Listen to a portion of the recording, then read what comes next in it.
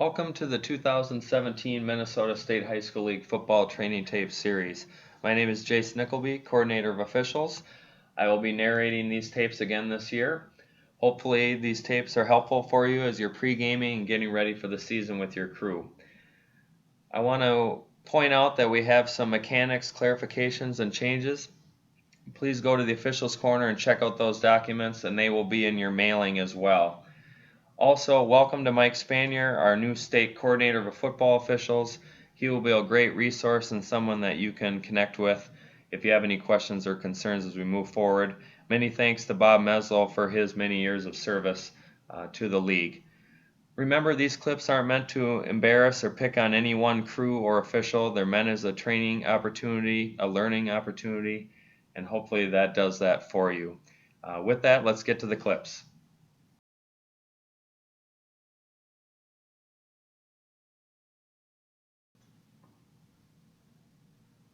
On this play, we'll have a false start by the left tackle. I think it's a little technical. If we have to slow it down frame by frame to pick up the false start, I think we can pass on it. But nonetheless, it is called, and I wanted to point out excellent mechanics and announcement by the referee. Very well done. Nice and slow, says what he needs to say, and then gets off the mic. You can tell that he practices his announcements. Very well done. Listen in. Dead ball. False start. Offense. 5-yard penalty. Still first down. So very nicely done by the referee here. I want to point out that we will have a training film for referee announcements. We will get that out here in the next few weeks. Also, if you're working a game without a mic, please practice your announcements like you have a mic so that when we get to games with a mic, it isn't a huge shock to the system. Also, I want to make note that in Minnesota this year, you can announce the number of the player committing the foul. So please do that.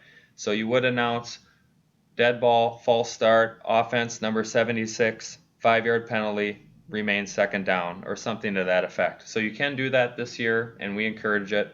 Nice job by the referee.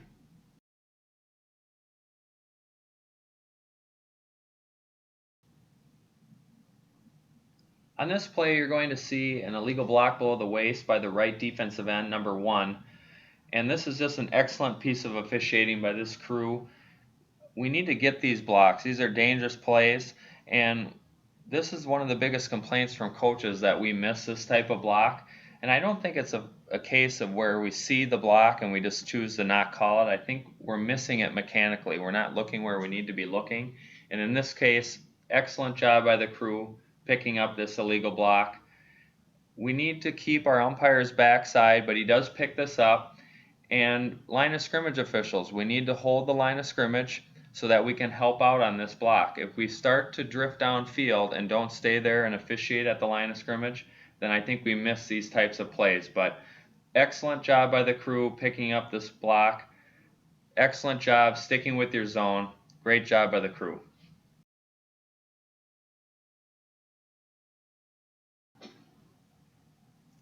I wanted to point out this play because we redefine what we want you to do from the goal line perspective with the back judge and the line of scrimmage officials.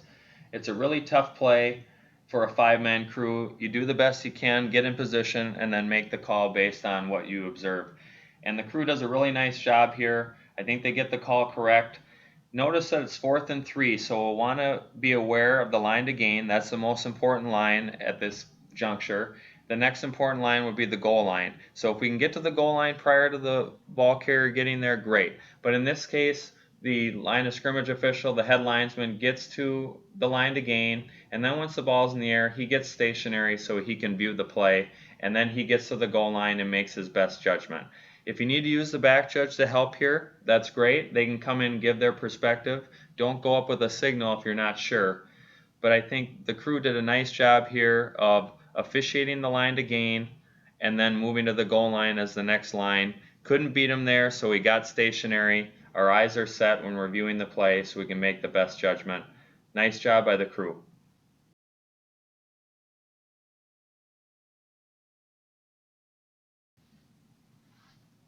On this play, we'll have a pass play in the top half of the screen, and when the defender does stumble, make some slight contact with the receiver, by the time that contact is made, the ball is virtually at the receiver's hands.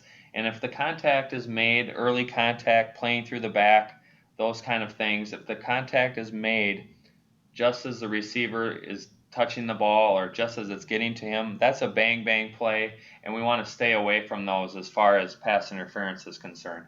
I know it seems like it's way early with slow motion, but in real time speed, if the contact is made just as the ball arrives, that is a bang bang play, and we would want to stay away from those as far as pass interference is concerned. And remember, this year we don't have face guarding anymore. There has to be contact for interference to be called in high school football.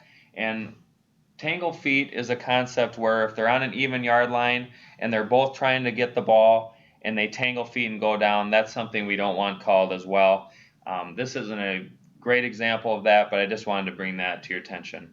But overall, a good no call for DPI by the back judge.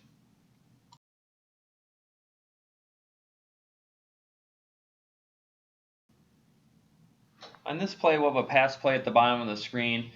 And notice that the line of scrimmage officials hold their position at the line and then release on the pass. So this is very well done mechanically. I like how we come down the field in the white, give ourselves plenty of room to officiate the play. We don't panic when there's a fumble. Nice beanbag, very good mechanics, very calm and under control. So I just wanted to point this out as a really good example of holding the line. Then we go when the pass is released.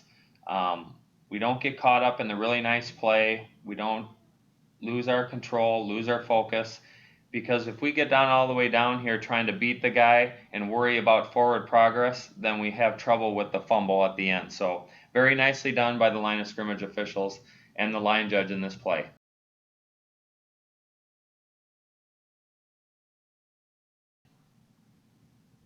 On this play, we'll have the helmet come off of the runner, and he's already down, but the helmet does come off. There is not a foul that causes the helmet to come off, and we have excellent mechanics by the referee. He calls for an official's timeout, and this player must be replaced for one down, as indicated in Rule 3510.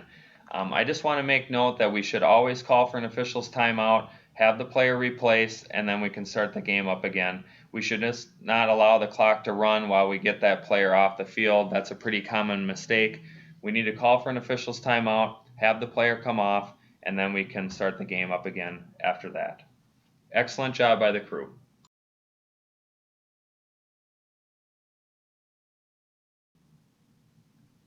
On this play, we'll have a dive play up the middle, and after the dive play is over, the offense wants to run a play again real quickly. And this is similar to a hurry up, although in this case they're down by a substantial amount. But if we're in hurry up or in a situation where the offense wants to get a play off, we have to be aware of 12 players on defense. We have to be aware of the coach wanting to call a timeout. So I just want to show this play as a good example of situational awareness.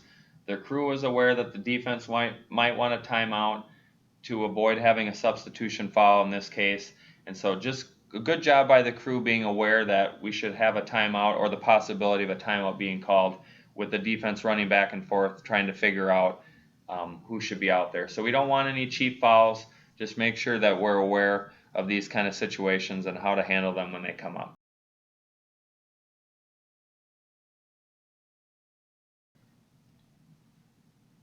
On this play, we'll have second and goal with 13 seconds to go. The defense doesn't like the call that they have to match this formation, so they want a timeout. So we want to have good situational awareness again, that this team might want a timeout, and they might want it at the last second. So we just need to be aware of that. Second thing, referees, when we have our pregame with the coach or with the coaches, let's let them know that they can come all the way down to the nearest line of scrimmage official to ask for a timeout. We want to be aware that they want a timeout. We want to know. We want that communicated clearly. So let them know they can come all the way down to you to request a timeout. But also make sure that you tell them that if they come all the way down to the 2-yard line to ask for a timeout, then they're going to get charged a timeout whether they want one or not. So they can't come running down to the 2 and then change their mind. If they come running down there to ask for a timeout, they're going to get charged with a timeout. If they come down there to offer critiques of the officiating, they're going to get an unsportsmanlike conduct penalty. So Good situational awareness by the crew.